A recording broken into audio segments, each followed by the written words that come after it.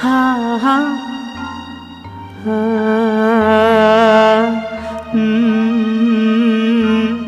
ಯಾರು ಭೂಮಿಗೆ ಮೊದಲ ಬಾರಿಗೆ ಪ್ರೀತಿಯ ಎಳೆ ತಂದರು? ಹೆಣ್ಣು ಮೊದಲ, ಗಂಡು ಮೊದಲ, ಆಸೆ ಮೊದಲ, ಅಂದ ಮೊದಲ.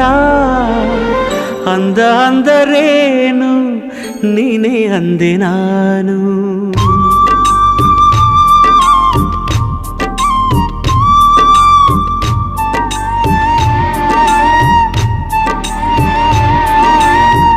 ಅಂದ ಅಂದರೇನು ನೀನೇ ಅಂದೆ ನಾನು.